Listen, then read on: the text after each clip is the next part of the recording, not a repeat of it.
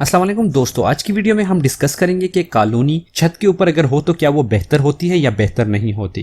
क्योंकि बहुत सारे दोस्त ये क्वेश्चन पूछते हैं कि छत के ऊपर बर्ड्स को किस तरीके से रखा जाता है। तो आज की इस वीडियो में हम यही डिस्कस करेंगे कि किस तरीके से हम छत के ऊपर कॉलोनी बना सकते हैं, हमें किन किन चीजों का ख्याल रखना चाहिए ताकि हमारे बर्ड्स को कोई नुकसान ना पहुंचे और हमारे बर्ड्स को ज्यादा से ज्यादा फायदा हो। तो चलते हैं अपने टॉपिक की तरफ।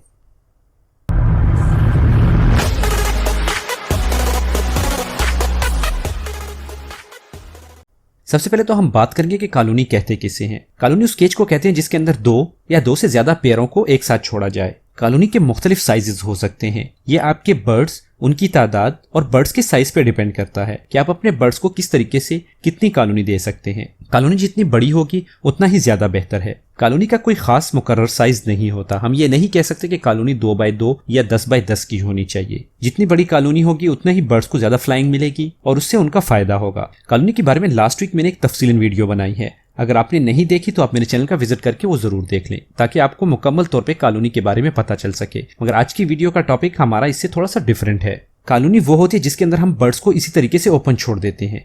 दूसरी चीज ये होती है कि जिसे हम मास्टर केज कहते हैं। मास्टर केज वो केज होता है जो कि एक रूम नुमा होता है या जिसे हम शेड भी कहते हैं। इसके अंदर मुख्तलिफ किस्म के बर्ड्स के मुख्तलिफ किस्म के केजेस रखे जाते हैं। इसका मेन मकसद ये होता है कि अगर आपका कोई बर्ड छोटे केज में से निकल भी आए तो वो बाहर उड़ नहीं सकता, वो सिर्फ और सिर्फ मास्टर केज तक महदूद रहता है। या इसके अलावा वो बर्ड्स जो कि छोटे केजेस के अंदर होते हैं, आप इसके अंदर मुख्तलिफ किस्म के बर्ड्स को भी छोटे छोटे सेपरेट केजेस में रख सकते हैं। जबकि कॉलोनी अगर आप बनाते हैं तो कॉलोनी के अंदर आप सिर्फ एक ही किस्म के बर्ड्स को रख सकते हैं। छत के ऊपर मास्टर केज या कॉलोनी बनाते हुए हमें कई चीजों को मद्देनजर रखना होता है। जैसा कि आपको मालूम है कि छत के ऊपर सर्दी और गर्मी दोनों का असर बहुत ज्यादा होता है बनिस्बत नीचे के। क्योंकि ग्राउंड फ्लोर के ऊपर अगर आप कोई भी केज बनाते हैं तो उसके ऊपर साया वगैरह ज्यादा होता है या बाज़ोकात ऐसा होता है कि उसके ऊपर धूप वगैरह कम लगती है। जबकि अगर आप छत के ऊपर बनाते हैं तो उसके ऊपर धूप और हवा दोनों बहुत ही ज्यादा लगती है। तो इसलिए हमें सर्दियों में बर्ड्स को हवा से बचाना होता है और गर्मियों में धूप से बचाना होता है। तो ये किस तरीके से हम कर सकते हैं।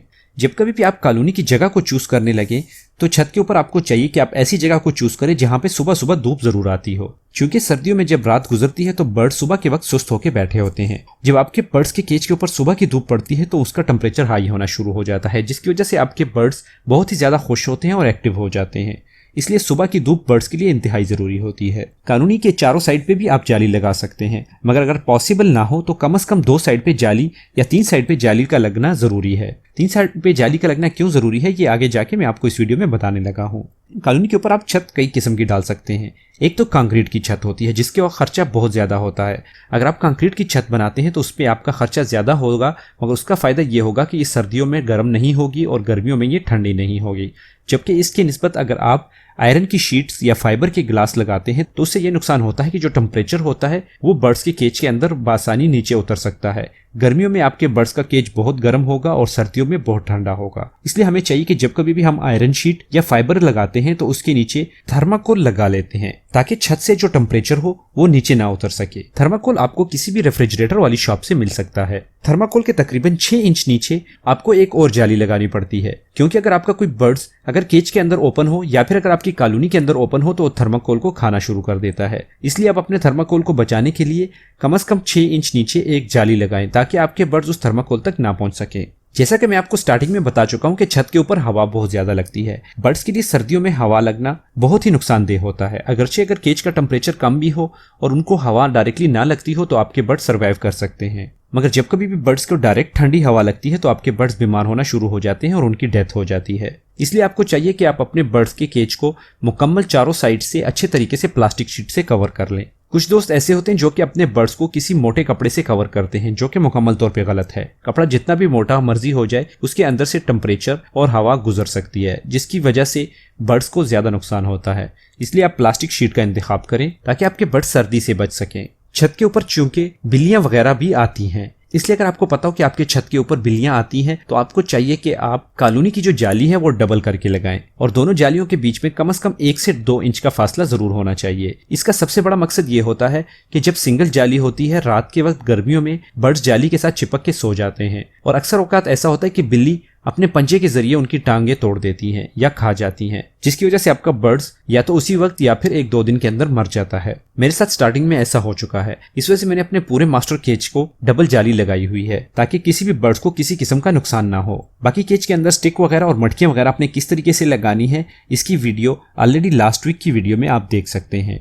ये तो थे सर्दियों के हिसाब से पॉइंट्स कि सर्दियों के हिसाब से हम अपने बर्ड्स का केज किस तरीके से बनाएं।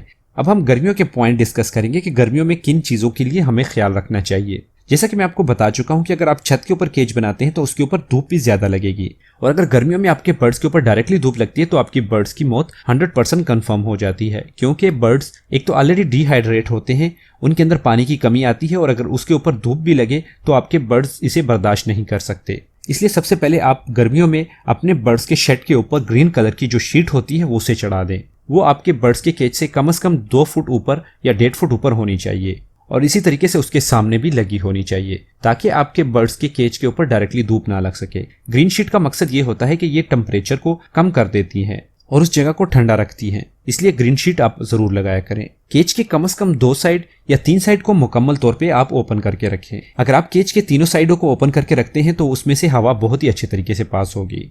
इसके अलावा आपको चाहिए कि आप एक एग्जॉस्ट फैन का इस्तेमाल करें। एग्जॉस्ट फैन हवा को मुकम्मल तौर पे वेंटिलेशन करने के लिए इस्तेमाल किया जाता है ताकि किसी भी किस्म का हबस केज के अंदर जमा ना हो। जिन इलाकों में गर्मी ज्यादा होती है वहां आपको चाहिए कि आप अपने बर्ड्स के केज के अंदर कूलर का इस्तेमाल जरूर करें।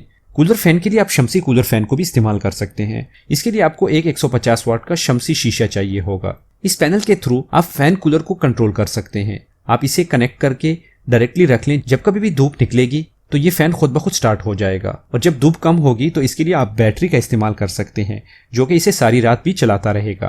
कूलर का फायदा ये होगा कि आपके बर्ड्स के केज का टेम्परेचर हमेशा मेंटेन रहेगा और गर्मियों में आप अपने बर्ड्स को ज्यादा गर्मी से बचा सकते हैं।